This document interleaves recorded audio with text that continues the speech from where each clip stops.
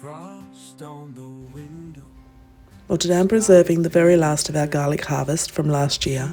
We've had it stored in brown paper bags in the pantry and it's done really well, but just this last week I've noticed a few of the cloves have started to sprout. That was my sign. Time to get onto preserving it for long-term storage. Down in the small things feel sweet. I broke the bulbs down into individual cloves like I normally do, and at first I tried my usual shortcut, popping them into this old metal container and giving it a good shake. That's my go-to trick for peeling garlic quickly. But I think because these cloves were a little older, the skins just didn't come off like they usually do. So I've changed plans and decided to roast them, skin and all, in some good olive oil. Into the cast iron skillet they went and into the oven until they were soft, golden and beautifully fragrant. Once they were roasted and tender, I let them cool a little and then tossed them into the Ninja, skins and all, and blitzed them into a thick, velvety, roasted garlic puree. It took me 3 batches to get through it all and it smelled incredible. There's a rhythm where hearts come to rest. Thick as a piece in the simplest roles. On these winter days I find my soul.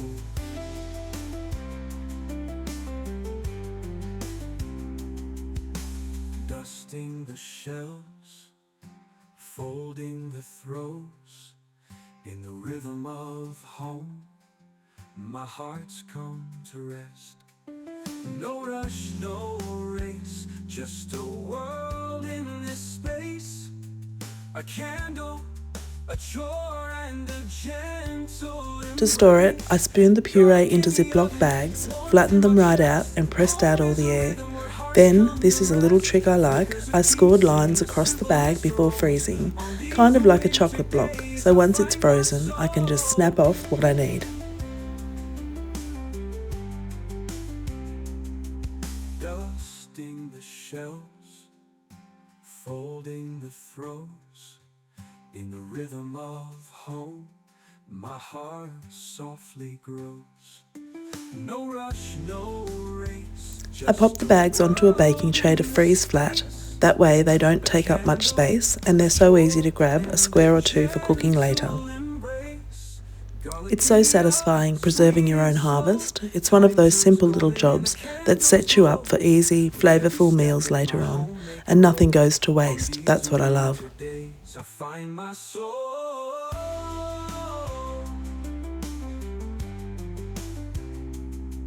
Windows are steaming. Next up, we're making a spiced apple yoghurt loaf.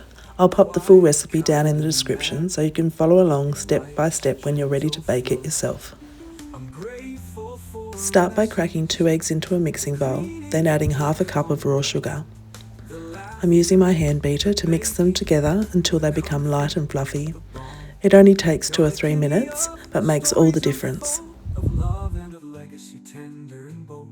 This house is a heartbeat I've come to know. On these winter days, I find my soul.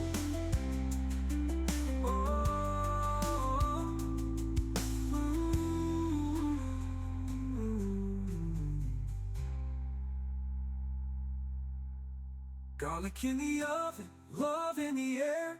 Apple cake rising with comfort and care. Pork slow roasting, the kettle hums low. Next we'll add 1 teaspoon of cinnamon and 1 teaspoon of vanilla extract. Then in goes half a cup of Greek yogurt and give it all a good mix. A Sunday kind of quiet, with a warm-hearted beat, where life slows down and the small things feel sweet. Garlic in the oven, love in the air. Now we're adding 1 1/4 cups of self-raising flour, followed by 1 1/2 cups of apple puree. I'm using homemade, but you can use store-bought or tinned if that's what you have.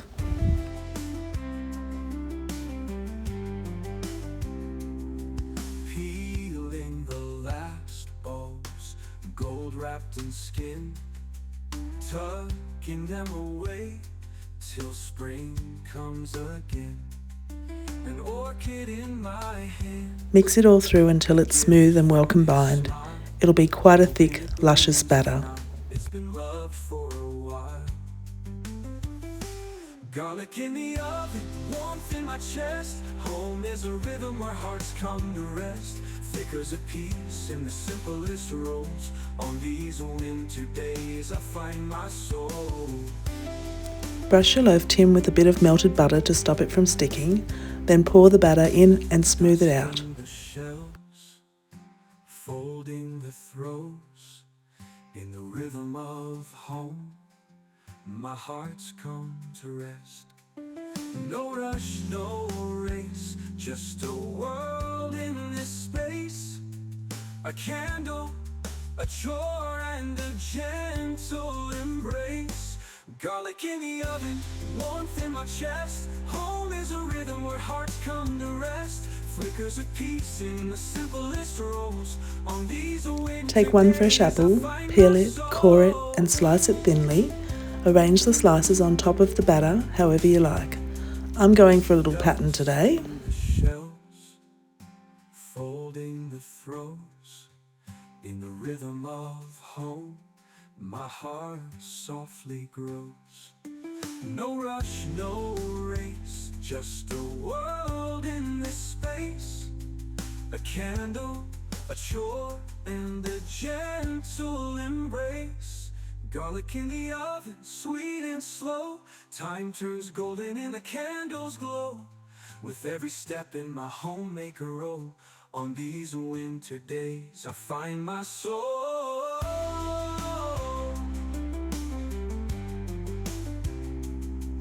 Windows are steaming, the firelight low.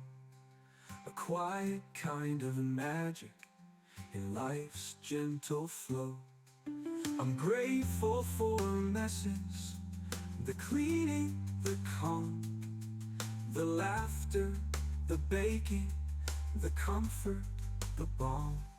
Garlic in the oven, stories unfold of love and of legacy tender. Give the top a light brush with melted butter, then sprinkle over some cinnamon sugar.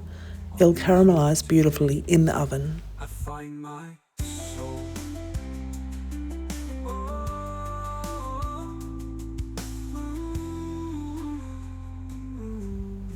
Pop it in a preheated oven at 160 degrees centigrade and bake for about 60 minutes or until a skewer comes out clean. This chopping board is extra special. My husband made it for me many years ago and it's still going strong.